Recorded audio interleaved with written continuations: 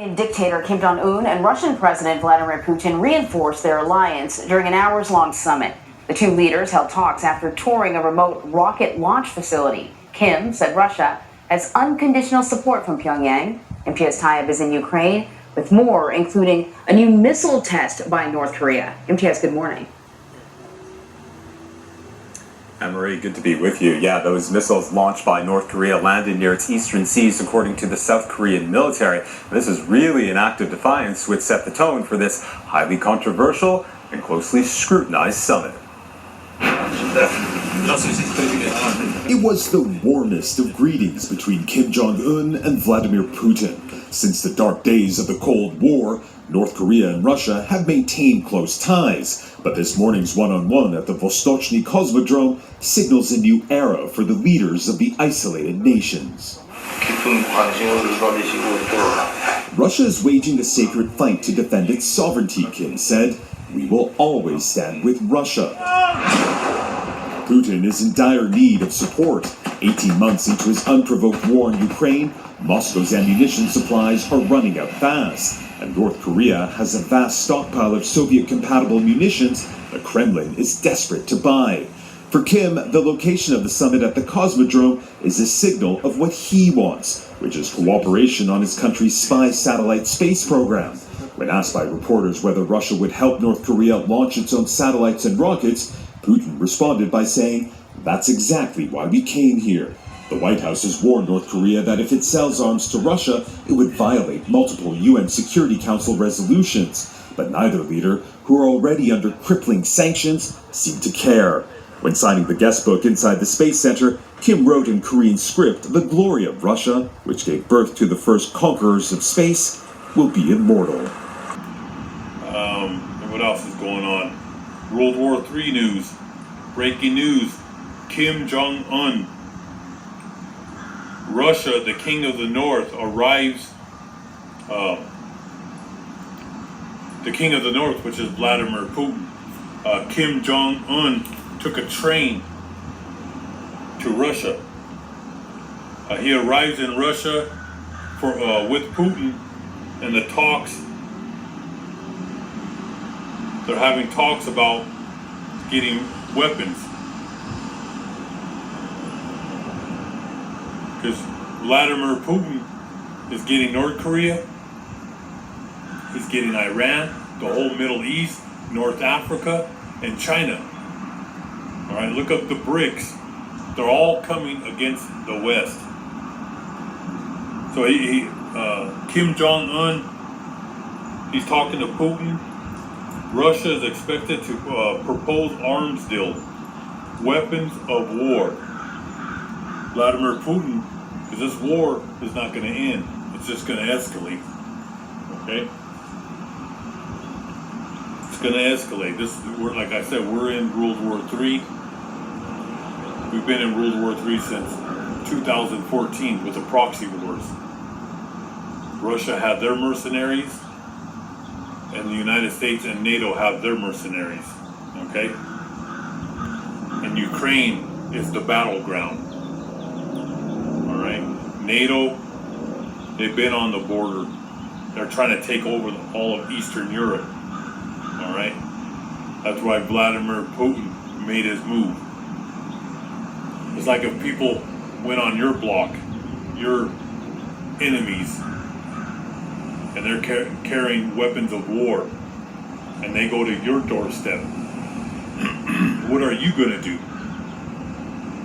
Okay? They're surrounding Russia. And like I said, the people who are running the show is the Rothschild family. That's why they terminate a lot of my channels, because only a few brothers, no preppers are talking about the Rothschilds, no CNBC, you don't hear nobody talking about it. That's why they attack these channels and our videos, and they put our videos way in the back. So if you find this video, you're 1 in a million, okay? Because they push these videos way back. Because right when you start talking about the Rothschild family and who's running the four corners of this earth, who runs the Federal Reserve, the Pentagon, your Senate, your judicial system, they don't want you to know this, all right? But we'll bring out the news and tie it in with the Holy Book. Okay?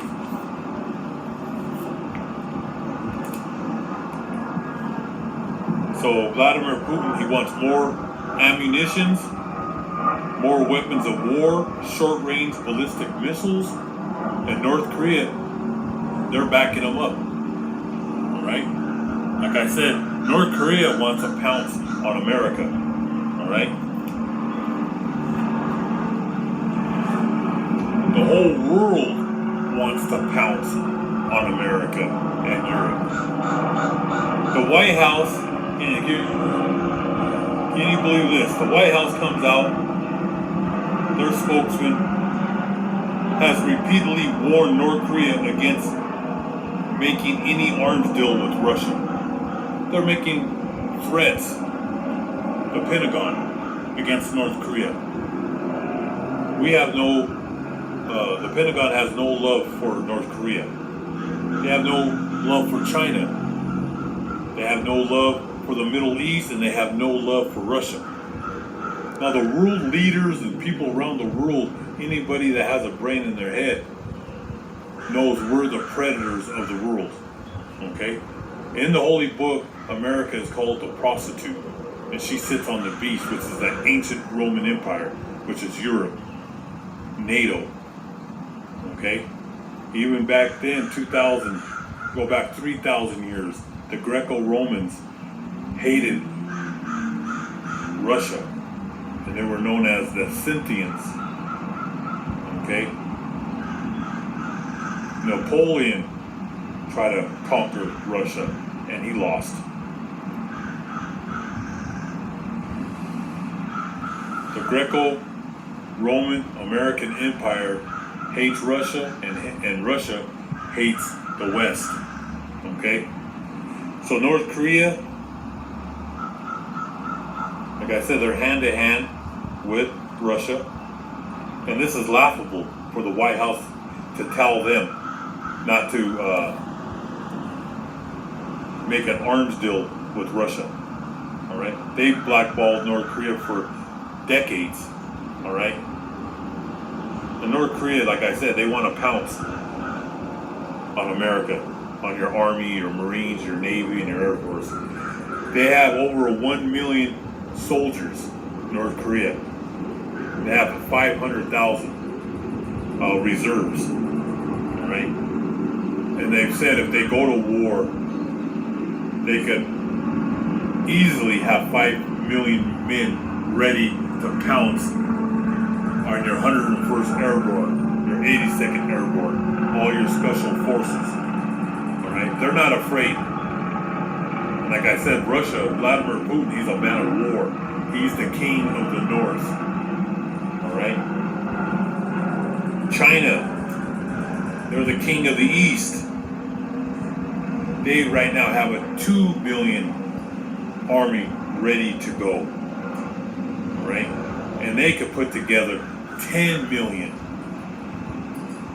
within several months. Yeah, I believe they have a population in China 1.4 billion. It might be up to 1.6 now. Right? China and India they're the most populous countries in the world. But China, North Korea, they're ready. Like I said, they're getting together.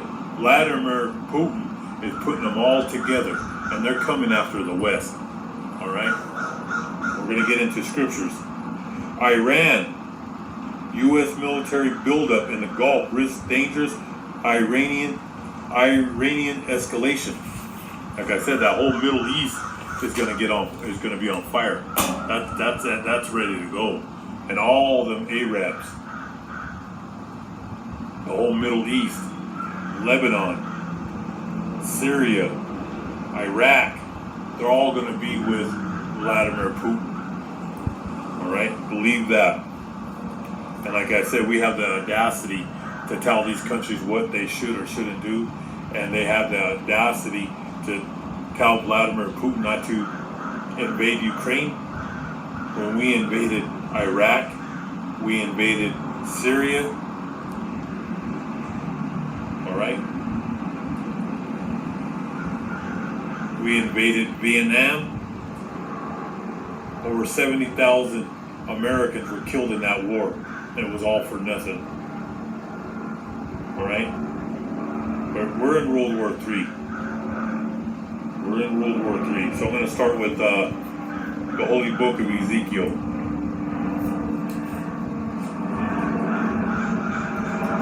Ezekiel chapter 38. We're going to start with verse 4. And the Most High God will turn him around and put hooks in his jaws. This is the Most High God, Yahweh, who controls and created. He created and controls the universe. Okay? He says, I will turn him around, put hooks in his jaws, and drag him and all his troops away, his army with his horses and his uniformed riders. Those horses are tanks. His uniformed riders is enormous. Like right now, they're drafting over 1 million. They have 1 million rotating. The last, 18, 20 months in Ukraine, they have 1 million men rotating, and they're drafting 1 million in Russia right now. And soon, he's just going to be grabbing probably 14 on up to 55. And he can get an army of 5 to 10 million within months. Once it escalates with NATO and the United States, I have to tiptoe on a lot of this, talking about this war. But it's brewing. We're behind it. NATO's definitely in there, and they're sending drones to Moscow. That's almost every day. They're sending in drones and blowing up facilities, train tracks. We're blowing up their bombers, Russian bombers. We're destroying their runways. This has been happening. Like I said, you Americans are zombies. You're blind to what's really happening. That's why they have all those Hollywood creeps making all these shows, Yellowstone, The Living Dead, all these shows to keep you occupied, to keep you entertained. They did this back in the ancient times with the Roman Colosseum. It was a circus. They would feed the people cheap food. They would entertain them when everything was crumbling. America is the Roman Empire. The revived Roman comes out of the old ancient Roman Empire. All right? This country, just look at this country as a Colosseum, and it's crumbling. And the games are about to begin, because you're going to get it double here in America. You're going to get a Civil War and World War III, and there's going to be a draft here. All right? The economy's finished. It's hanging on a string. You Americans, like I said, you're in a fog. You can't see nothing. These people in this neighborhood, they don't know. They have no clue until it's too late. All right? And he says right here, and I will drag him and all his troops away, his army with his horses, which is the tanks, helicopters, and his uniformed riders, millions of Russians, is enormous. And every soldier carries a shield and is armed with a sword. And that's talking about weapons of war, AK-47s, short-range missiles, and thermal nuclear missiles, which in the Bible he calls them arrows. There was a movie called Broken Arrow. Look that movie up and watch that movie. It's a good movie.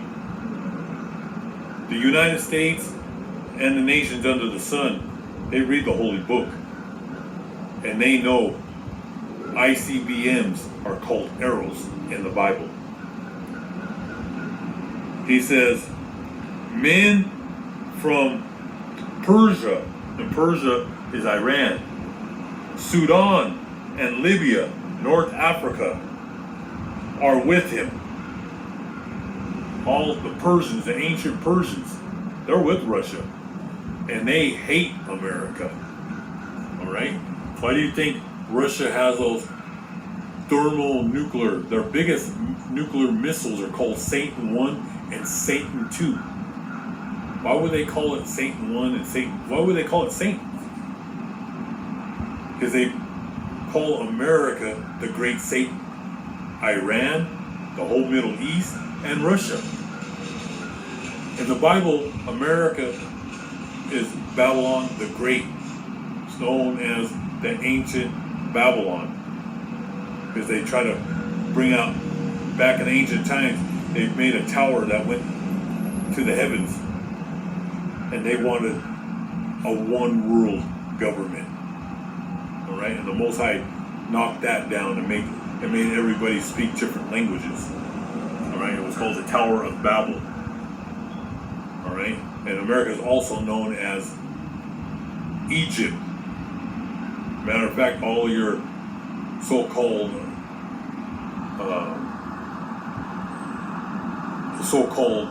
these Ivy Leagues, your senators, your Congress, your presidents, they go meet up there in Northern California, the Bohemian Grove.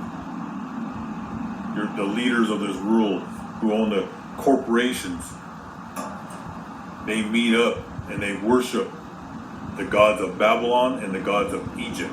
That's why if you look at the U.S. dollar, you'll see the pyramid. All right. So these the Greco-Romans always worship Babylon and Egypt. And in the Bible, we're known as Babylon, Egypt, and the Greco-Roman Empire. But they came later. And the people of Esau always worshipped. They used to get on their knees and worship the pagan gods. Just like, excuse me, just like all your holidays are pagan. Christmas, Easter, July 4th, Thanksgiving, they're all pagan. All right, that's another video. He says Sudan and Libya are with him, and all have shields and helmets, and all the fighting men of the land of Gomer and Beth Togarmah in the north are with him, and so are the men from many other nations. That's going to be West Africa, East Africa, countries all throughout the north and the east are men from many other nations. Tell him to get ready and have all his troops ready at his command. After many years, I will order him to invade a country. And that country is Israel. So there's going to be, you got Ukraine and Russia, you have the Middle East.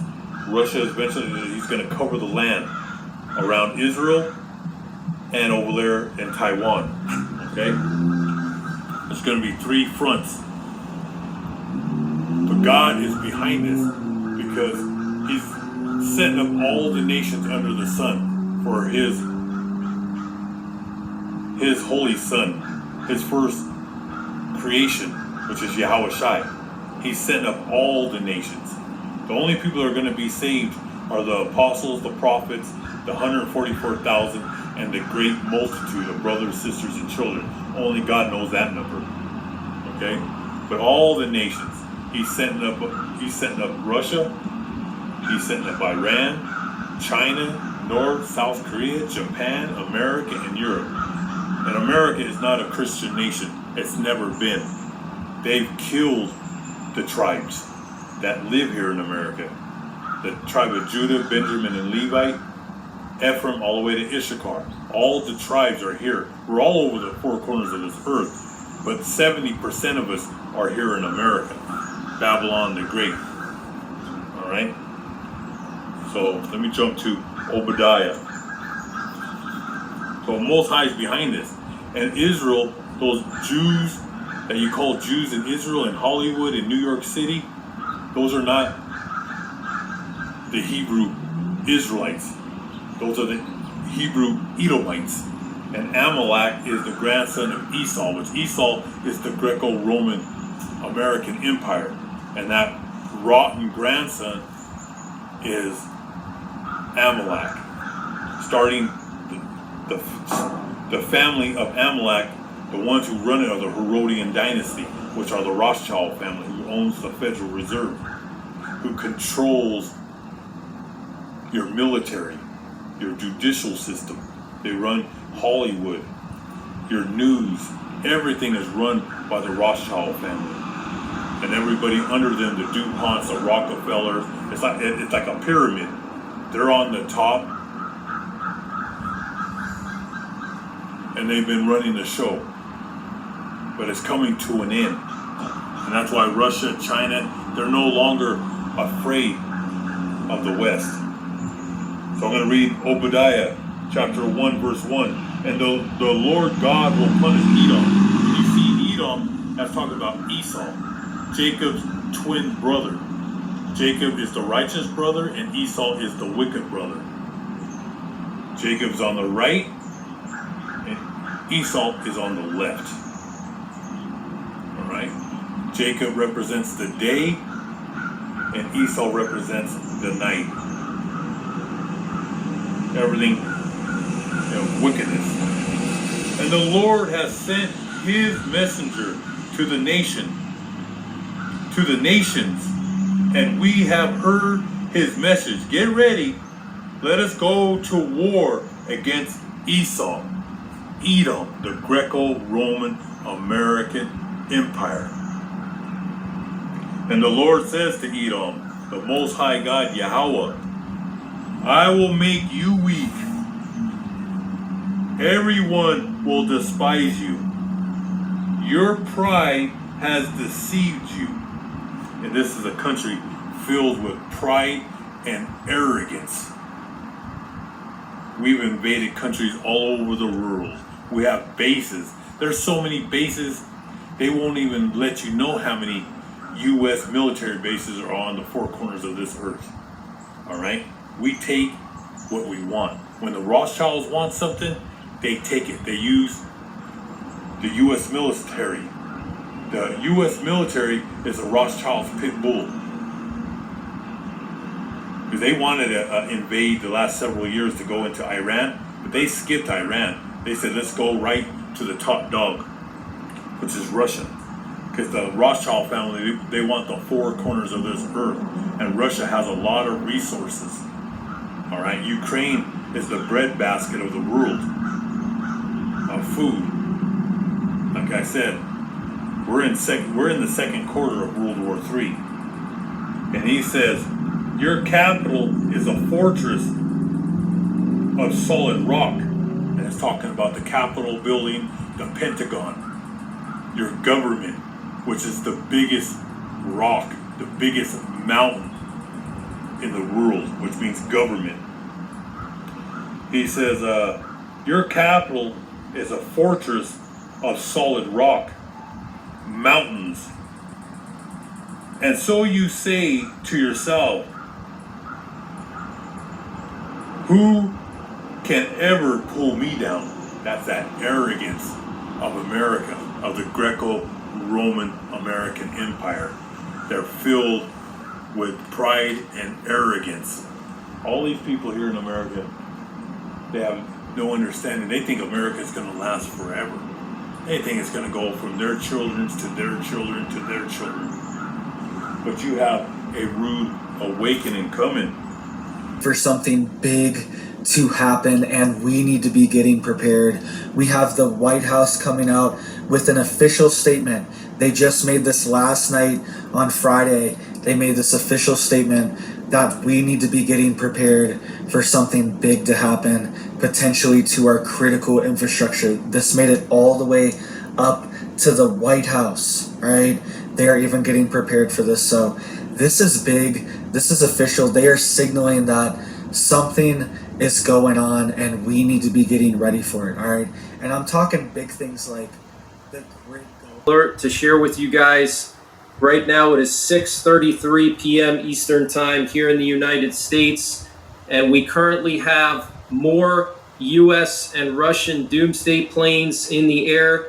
So what you're looking at here is a map of the U.S., and here we have a presidential doomsday plane, also known as an E-4B Night Watch, that just took off from the DC area, and this plane was designed to carry the president in the event of a nuclear war. The president could command the entire U.S. nuclear arsenal from this plane.